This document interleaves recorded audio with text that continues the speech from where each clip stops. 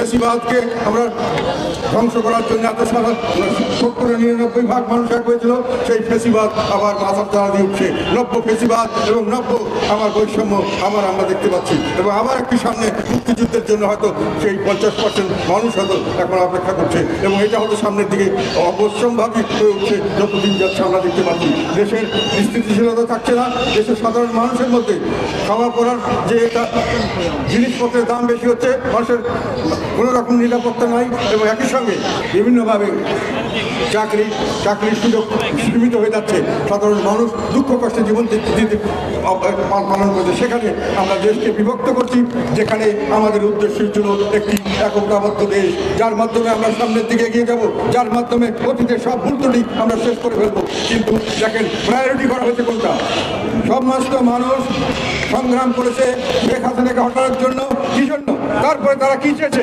মানুষ চেয়েছে যে আমরা একটি সুন্দর নির্বাচনের মাধ্যমে একটি সরকার চাই, এবং সেই সরকার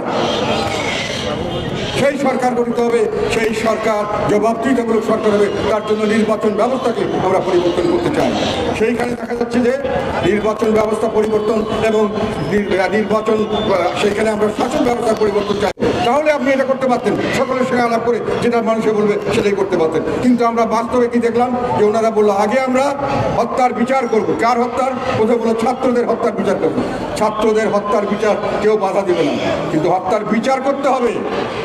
হত্যার বিচারের নামে প্রহসন করে সাধারণ মানুষকে হয়রানি করা যেটা করা হচ্ছে, সেটা কোনো হত্যার বিচার নয়। আর একটা কথা, এই সংস্কার আর এই বিচার এগুলো কিন্তু কন্টিনিউয়াস প্রসেস, এগুলোর কোনো শেষ নেই। আপনি যদি আজকে বলেন যে ছাত্রদের হত্যা করা হবে, হত্যার বিচার করা হবে, সেটা কতদিন খেয়ে শেষ হবে কেউ বলতে পারবে না। 5 বছর হতে পারে, 10 বছর হতে পারে, এটা অনেক দিন চলতে পারে। আরেকটি কথা, সেখানে শুধু ছাত্ররাই কিন্তু মারা যায়নি, সাধারণ মানুষ মারা গেছে, এমনকি পুলিশও মারা গেছে। কাজে হত্যার বিচার, এটার পরে এই সরকার চলে গেলে আবার হত্যার বিচার, এই হত্যার বিচার করতে আসতে পারে। কাজে হত্যার বিচার বলে এটাকে শেষ করে আপনি তারপরে যাবেন আপনার সংস্কার এবং নির্বাচন, এই কথাটি আমি মনে করি যুক্তিসঙ্গত নয়। আপনি যেটা আগে করতে চাচ্ছেন সেটাই হলো অগ্রাধিকার। আপনি অগ্রাধিকার হচ্ছে হত্যার বিচার, এবং শুধু হত্যার বিচার নয়, এখন আপনি এর সঙ্গে লাগিয়েছে খুন, গুম এবং যত ধরনের হত্যা হয়েছে এই গত 15 বছরে, সবগুলির বিচার। আমরা সবগুলির বিচার চাই, কিন্তু এগুলো তো একটা স্বাভাবিক প্রসেস হতে হবে। স্বাভাবিক সরকার করবে, সময় মতো করবে, সেইভাবেই তো আমরা এটাকে দেখতে চেয়েছিলাম, এবং সেইভাবে হলেই তো সত্যিকার অর্থে হত্যার বিচার হতো। আমরা একটা জিনিস নিয়ে আমরা আশঙ্কা করছি, সেটা হলো যে আমরা যেটা মনে করি আমাদের জুরিসপ্রুডেন্স, আমাদের যেটা আছে আইনশাস্ত্রে, আমাদের দেশের সূত্র, যে সূত্রের উপরে আইন চলে, সেটা হলো 10 জন অপরাধীকে ছেড়ে দিতে হবে যদি একজন নিরপরাধ সে কারণে দোষী সাব্যস্ত না হয়। করতে দেখছি, সেটাই আমাদের আশঙ্কার বিষয়।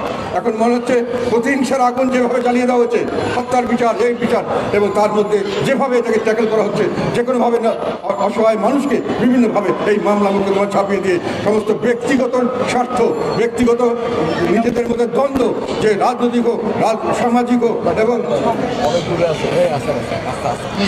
সামাজিক হোক বা রাজনৈতিক হোক, সেইগুলোকে প্রতিপক্ষকে ঘায়েল করার জন্য এই মামলাগুলি ব্যবহার করা হচ্ছে, এবং এটা অন্যায়ভাবে আমাদের উপর চাপিয়ে দেওয়া হচ্ছে। এই জন্য আমরা আশঙ্কা করি যে এই ধরনের মামলার নামে হোল করে ফলস মামলা দেওয়া, এবং যেখানে দরকার ছিল 10 জন নিরাপরাধকে, একজন নিরাপরাধের জন্য 10 জন দোষীকে ছেড়ে দেওয়া, সেটা উল্টা হয়ে এমন হচ্ছে যে একজনকে শাস্তি দেওয়ার কথা বলে সেখানে শাস্তি না দিয়ে 10 জন নিরাপরাধকে দরকার হলে ফাঁসি দিয়ে দাও।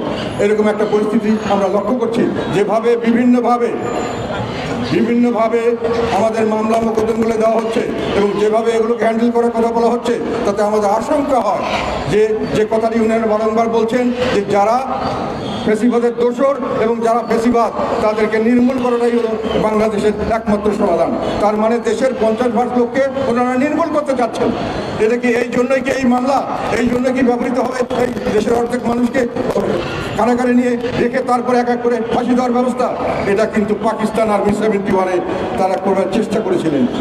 তারা বলে পোড়ামাটি চাই, লোক চাই না, কিন্তু পারেননি।